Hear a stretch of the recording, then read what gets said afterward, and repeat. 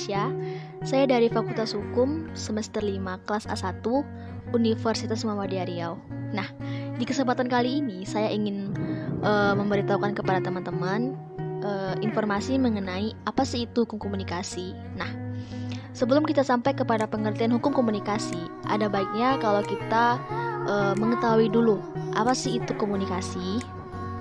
Komunikasi adalah suatu proses di mana seseorang atau beberapa orang, kelompok, organisasi dan masyarakat menciptakan dan menggunakan informasi agar terhubung dengan lingkungan dan orang lain. Jadi di dalam berkomunikasi kita membutuhkan pihak yang satu dengan pihak yang lainnya agar terciptanya dialog. Nah, dari dialog ini kita otomatis akan berkomunikasi dengan lawan bicara kita. Jadi di sini kita memerlukan beberapa orang, baik itu kelompok maupun organisasi dan masyarakat, untuk dapat terjalinnya suatu percakapan yang baik. Nah, setelah kita mengetahui pengertian dari komunikasi ini apa, kita lanjut ke pengertian hukum dan etika media komunikasi. Nah, jadi di sini di dalam berkomunikasi kita pastinya memiliki etika. Nah, kita masuk kepada pengertian hukum dan etika komunikasi ini apa? Yaitu merupakan peraturan perilaku formal yang dipaksakan oleh otoritas berdaulat seperti pemerintah kepada rakyat atau warga negaranya dalam ranah media massa. Nah, jadi di sini bagaimana kita dapat berkomunikasi baik itu di forum yang tertutup ataupun di forum yang terbuka. Bagaimana agar tersampainya komunikasi kita ini kepada audiens atau kepada halayak publik agar mereka dapat menerima apa yang kita sampaikan dan dapat mengerti apa yang kita sampaikan, dan pastinya itu harus berlandaskan etika. Karena kalau kita nggak sopan ngomong di dalam satu forum, pasti orang-orang pasti akan enggan untuk mendengarkan kita. Nah, jadi di sini kita bagaimana kita dapat berbicara dengan baik dan yang kita sampaikan ini tersampaikan juga dengan baik oleh audiens yang mendengarkan. Lalu kira-kira ada nggak sih sanksinya kalau misalnya kita ngomong di halayak publik tapi tidak sesuai dengan etika komunikasi, tidak ada sopannya atau segala macam? Pastinya ada.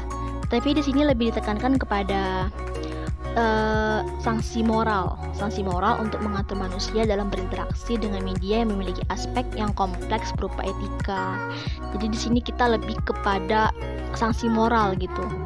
Tapi sekarang ini sudah ada undang-undang ITE. Nah, di situ juga pastinya juga diatur bagaimana etika kita dalam berkomunikasi melalui media maya gitu ya. Dunia maya maksudnya. Nah, jadi itu pasti diatur tuh di situ. Lalu lanjut, pada umumnya komunikasi ini dilakukan secara lisan ataupun verbal yang dapat dimengerti oleh kedua belah pihak. Dan apabila tidak ada bahasa verbal yang dapat dimengerti oleh keduanya, maka komunikasi ini masih juga dapat dilakukan dengan menggunakan gerak-gerik badan, menunjukkan sikap tertentu, misalnya tersenyum atau menggelengkan kepala atau mengangkat bahu. Dan cara seperti ini disebut dengan komunikasi bahasa nonverbal. Jadi di sini lebih ke bagaimana gerak-gerik tubuh kita.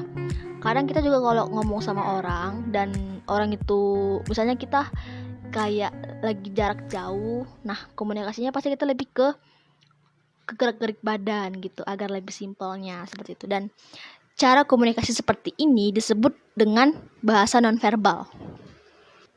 Nah, di dalam komunikasi ini juga memiliki komponen agar komunikasi bisa berlangsung dengan baik. Yaitu yang pertama, adanya pengirim atau komunikator atau sender.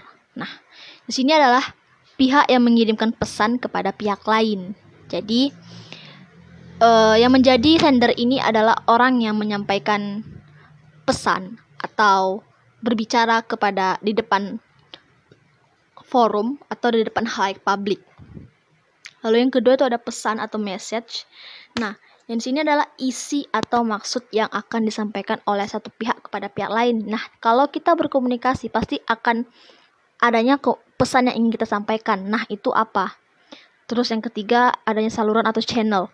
Nah, di sini adalah media di mana pesan disampaikan kepada komunikan dalam komunikasi antar pribadi atau tatap muka Saluran dapat berupa udara yang mengalirkan getaran nada atau suara. Nah, jadi di sini tuh bisa secara langsung atau melalui media telepon seperti itu. Lalu selanjutnya penerima atau communicate atau receiver. Nah, di sini adalah pihak yang menerima pesan dari pihak lain. Itu bisa dibilang menjadi audiens gitu. Lalu yang selanjutnya adalah umpan balik atau feedback. Nah, di sini adanya tanggapan dan penerimaan pesan atas isi pesan yang disampaikan. Jadi setelah kita berbicara di depan forum atau halayak publik atau dimanapun itu, pastinya kita membutuhkan feedback atau umpan balik. Itu bagaimana tanggapan dari orang yang mendengarkan apa yang telah kita sampaikan, seperti itu. Apa tadi mungkin kita menyampaikannya kurang baik atau kurang tepat atau ada yang mereka belum mengerti. Nah, jadi di situ kita perlunya feedback agar kita bisa mengoreksi lagi bagaimana komunikasi kita kepada mereka, agar dengan satu tujuan agar yang kita sampaikan ini dapat mereka terima dan dapat mereka mengerti. Baiklah, sekian dari penjelasan dari saya mengenai hukum komunikasi. Lebih dan kurangnya saya mohon maaf. Billahi fisabilil haq fastabiqul khairat. Wassalamualaikum warahmatullahi wabarakatuh.